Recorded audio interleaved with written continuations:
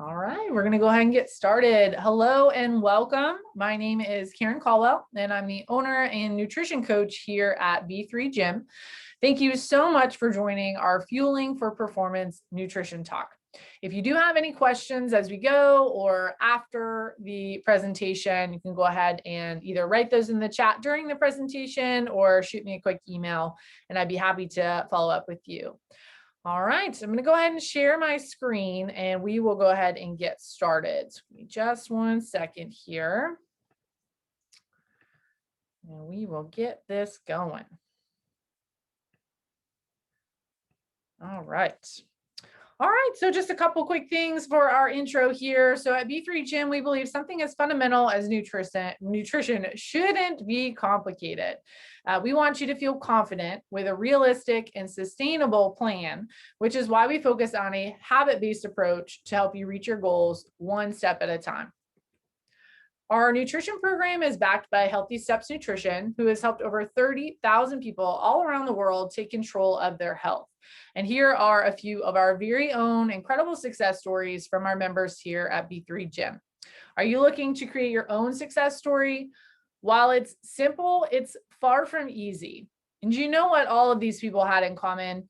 They had a nutrition coach to help them stay accountable to their goals. And maybe you have a specific goal in mind. Let's go ahead and get into that. All right, so here we are talking about fueling for performance. Have you ever started a workout and quickly realized that you definitely didn't have enough in the tank to finish? Maybe you hit that wall, you just stopped and looked at the clock, wondering why it was moving so slow. Odds are you have experienced that feeling at some point before. I actually just saw this happen the other day in one of my evening classes. One of my members stopped during the third round of a 5-round workout and just sat down on their box. When I went to check on them, they weren't feeling great, and they explained that they didn't think that they could finish. After class, I found out that they hadn't eaten anything since breakfast that morning, and they hadn't had anything to drink since their afternoon coffee. That was all I needed to know to help them understand why they were feeling so drained. We continued the class, and while they rested, and afterwards, we scheduled time to chat about ways they can prevent this happening in the future. So today we're going to talk about the best ways to fuel the day before an event, the day of the event, and how to best fuel for recovery.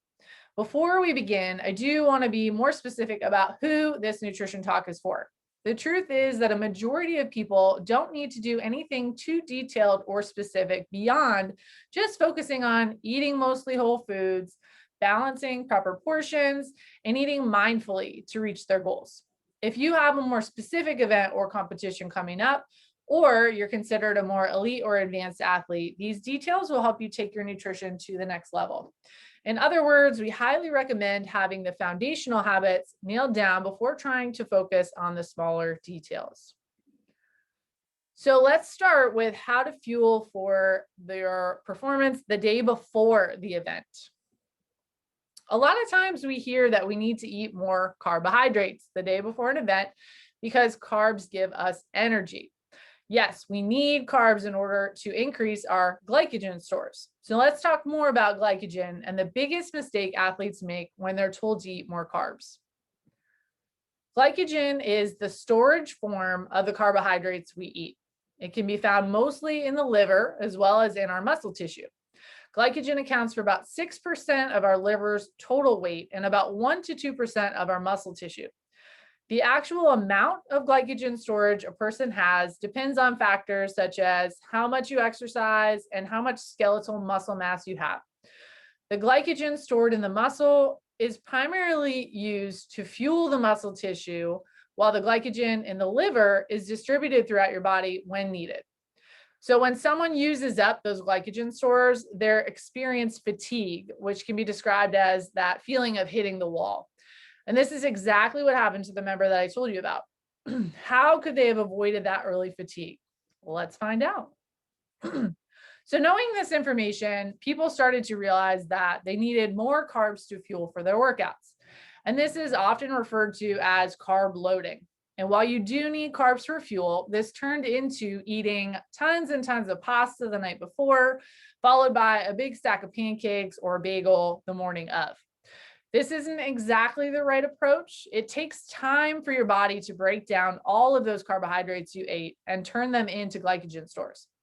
While carbs are admittedly very important to fuel for our workouts, there is a better way to do this. So here's the secret. All the things we stress on a daily basis, such as eating whole foods, getting a balance of carbs, fat, and protein, eating consistently, including snacks between your meals, and staying hydrated are what you should be doing the day before that big workout. So if you're looking for the secret, here it is. The plate method. We talk about this one all the time. So the day before your workout, if you're looking to fuel for success, use the plate method. 1/2 of your plate non-starchy vegetables, 1/4 lean protein, and 1/4 starchy carbs with a mindful portion of healthy fats. While eating a balanced diet the day before is going to set you up for success, you should also consider these 3 tips. 1, definitely skip the alcohol. 2, make sure you're hydrated and try to get at least 80 ounces of water. And number 3 is to make sure you're getting good quality sleep the night before. Now that we've talked about the day before the workout, let's talk about how to best set ourselves up for success the day of. With events like the CrossFit Open, we know that there are some gyms where athletes will hit the workout first thing in the morning and those who will wait for Friday Night Lights. We're going to break down our day into those 2 tracks, morning versus evening events. If you're someone who loves to hit your workout in the morning, you still want to make sure that you eat something before. So remember those glycogen stores? Overnight, we enter a fasted state where our body utilizes those stores for energy. Eating before your workout in the morning is a must to help replenish those lost energy stores. But remember that it does take time for our body to convert food into energy. So try to wake up just a little bit earlier if you can. We should aim to get healthy carbs and protein in. If you're someone who struggles with feeling nauseated if you eat before, try a liquid source, such as a smoothie, applesauce with protein powder, or non-fat Greek yogurt with berries.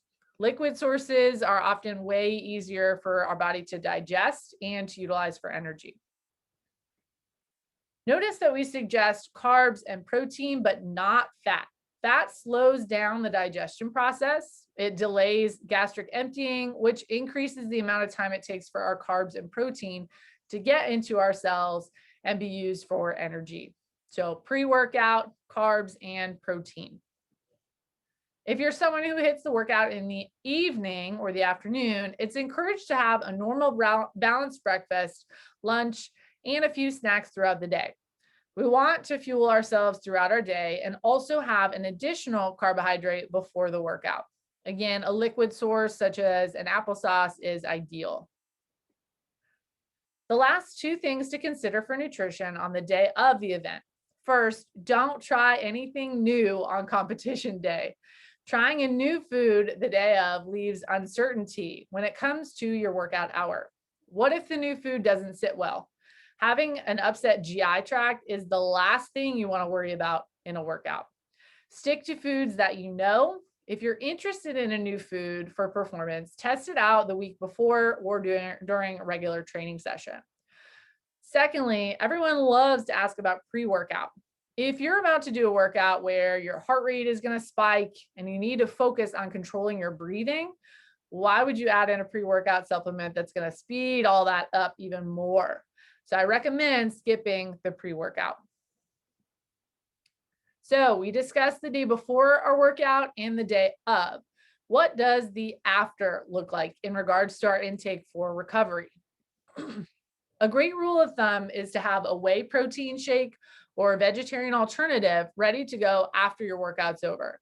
Adding a carb to this shake, such as coconut water, is also recommended to help you replenish and refuel your body for recovery.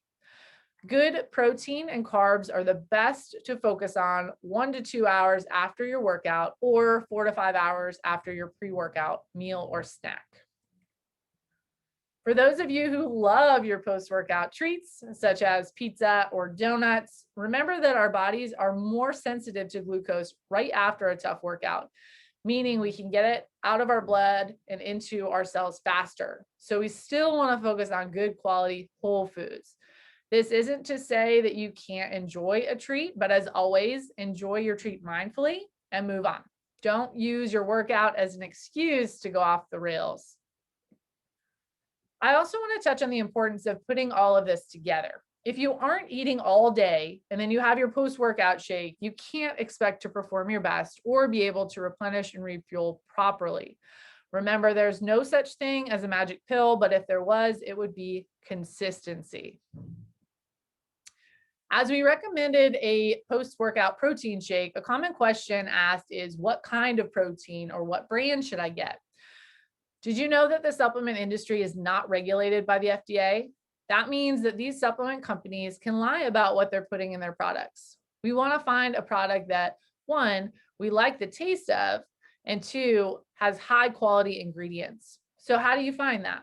Look for a product that has the informed choice stamp on the front of the bag.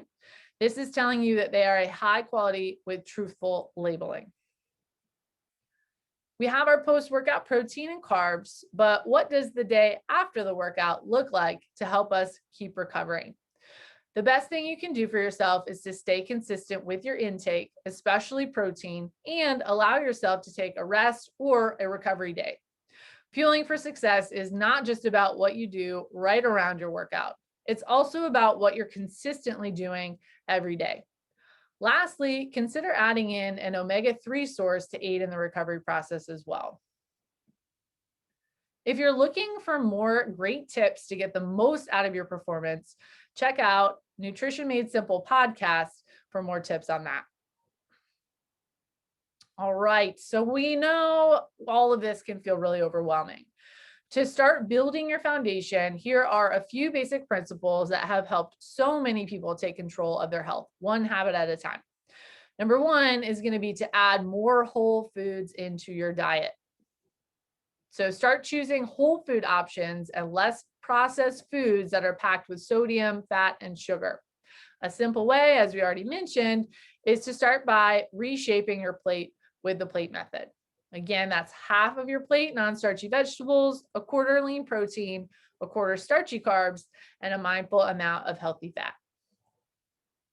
We also want to focus on balance. When we say balance, we mean, does every meal and snack you consume throughout the day contain a carb, a protein, and a fat?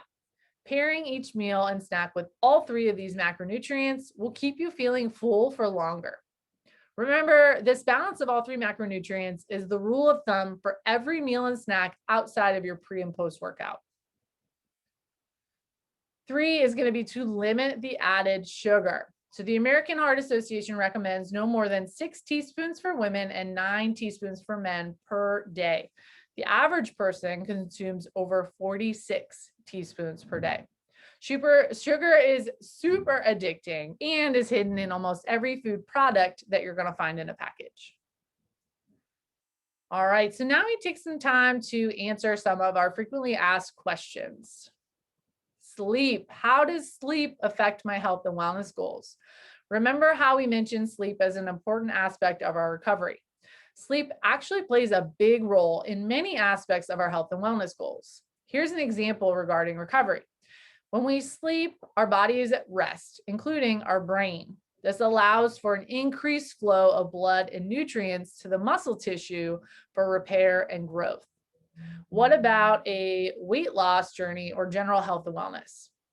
Well, when we're not getting enough sleep, cortisol in our bodies increases. Another hormone, leptin, which makes us feel full, will decrease. And ghrelin, our hunger hormone, increases. So in summary, we're prioritizing the storage of fat and water in our body due to the increased cortisol. We're also less full and more hungry. So the shift in the hormones due to the lack of sleep may increase cravings and overall consumption. What if you don't like vegetables? I've heard this so many times. Try roasting your vegetables for a nice crunch. Add seasoning to try some flavors that you can be excited about. And you can find ways to sneak them into your recipes and smoothies to get more vegetables into your day. Where should you start? Start with one thing at a time. We tend to try to do everything all at once and we get super overwhelmed and then nothing actually gets done. So maybe it's something that you already have in mind, or maybe it's something that we talked about today. But the best and fastest way to reach your goals is to work one-on-one with a nutrition coach to build a plan that is individualized just for you. Are you looking to take your fitness to the next level or just optimize your movement to reach another health and wellness goal? Here's the first step. Make a commitment to yourself. It's simple, not easy, but we're here to help. The second step is asking for help, support, and accountability. And don't worry, we've got you covered with that. Here at B3 Gym, we focus on a habit-based approach to create an individualized plan just for you. So we work together with you, utilizing our many tools and resources to build your nutrition foundation and create a sustainable plan that you can build into your lifestyle. Along with the tools and resources, we know how important support and accountability is when it comes to your long-term goals, which is why we'll be there to help guide you and tweak your plan every step of the way. You can visit our website or email me directly to schedule a free intro session so we can learn a little bit more about your goals and talk about how we can help. So with the Open quickly approaching, or if you have another event coming up that you're preparing for, we hope you found this helpful in regards to fueling for success. Thank you for attending our nutrition talk. And if you're looking to dial in the details or just work on building some foundational habits, be sure to schedule that free intro today so we can learn a little bit more about that. All right. I appreciate you guys tuning in. Or if you're watching this after the fact, I appreciate you taking the time to watch that. Stay tuned for our nutrition talk for next month. We'll be talking about sleep, which is a huge thing for a lot of people in terms of recovery, which will also help that performance. So stay tuned for some more announcements about that. Good luck with the Open if you're participating, and we will see you soon. Bye.